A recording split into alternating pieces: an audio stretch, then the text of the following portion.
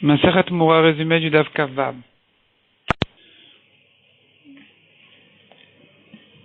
Ce Daf va traiter la question de quelqu'un qui a employé deux langages différents de Tmura. Et donc, on se demande quelle est la Tmura qui est la bonne. Et donc, il a dit, par exemple, cet animal, cette béma sera Tmura de Ola, Tmura de Shlamim. Selon Rabbi Meir, on saisit le début de sa parole, donc ça sera que Ola. Selon Rabbi aussi, elle est Eola et Shlamim, on attend qu'elle ait un défaut, elle sera vendue, et on fera de sa valeur moitié Ola, de la moitié de sa valeur Ola, la moitié de sa valeur Shlamim. Si par contre il a dit Ola, Tmura de Ola, il a changé d'avis, il a dit Tmura de Shlamim, ici elle est Tmura que de Ola.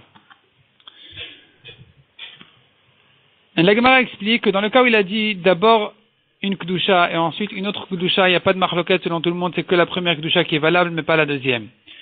De même s'il a dit que cette Kedusha là ne vienne qu'à condition que l'autre Kedusha arrive, donc Ola qu'à condition que vienne la Kedusha de Shlamim, selon tout le monde, il n'y a pas de discussion, qu'elle prend les deux Kedushot. La discussion n'est que dans le cas où il a dit Tumurat Ola, Tumurat Shlamim. Rabbi Meir dit, il aurait dû dire Tumurat Ola ou Shlamim. Pourquoi il a répété le mot Tumura? Donc il a fait d'abord une Kedusha de Ola, ensuite une Kedusha de Shlamim. C'est comme s'il avait dit d'abord ça et ensuite ça, donc il n'y a que la Kedusha de Ola qui vient et pas de Shlamim. Selon Rabbi aussi, non, Rabbi aussi dit que non, il avait une raison spéciale pourquoi il ne pouvait pas dire Ola ou Shlamim. Donc j'aurais pu croire que quand il a dit Tumurat Ola, Tumurat Shlamim, il avait l'intention de dire que les deux Kedushot viennent en même temps. Kamash Malan et c'est pour ça qu'il a dit que de cette manière-là. Il voulait pas dire Ola ou Shlamim.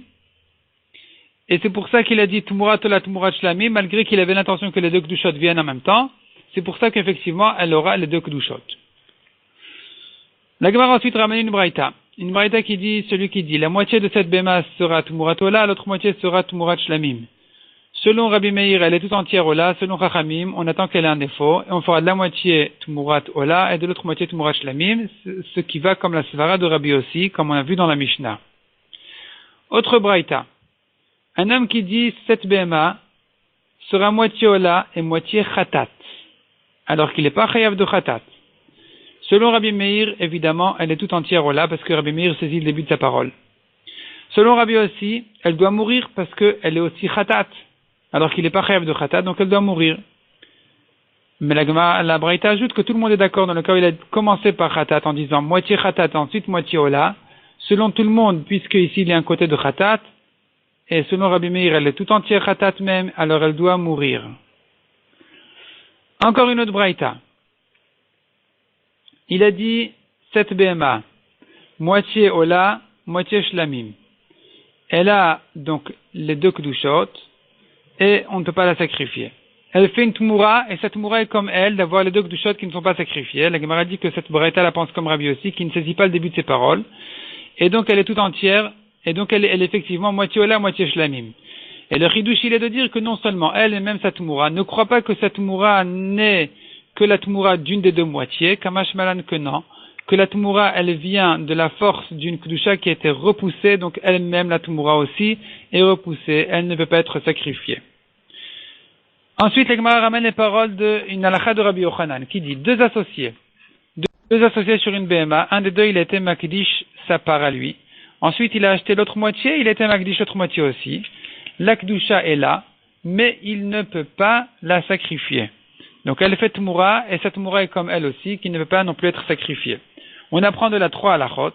Premièrement, on apprend de là que même si, non seulement une Kedusha tagouf, une Kedusha dans le corps de la BMA peut être repoussée définitivement, mais même ici, où la Kedusha était au début qu'une Kedusha de valeur, puisque au moment où il avait un associé, il ne pouvait pas sanctifier plus que sa valeur, il ne pouvait pas sanctifier la moitié de son corps, et malgré tout on dit que puisque ça a été repoussé, il ne pouvait pas la sacrifier à ce moment-là, la Kedusha était repoussée définitivement, il ne pourra jamais la sacrifier. Deuxièmement, on apprend de là que même du vivant d'un korban, il peut être repoussé. S'il a eu un psoul et qu'ensuite le psoul a été réparé, comme ici, je ne dis pas que finalement on peut le sacrifier, je dis que puisqu'il était repoussé, il est repoussé, définitivement. Troisièmement, on apprend de là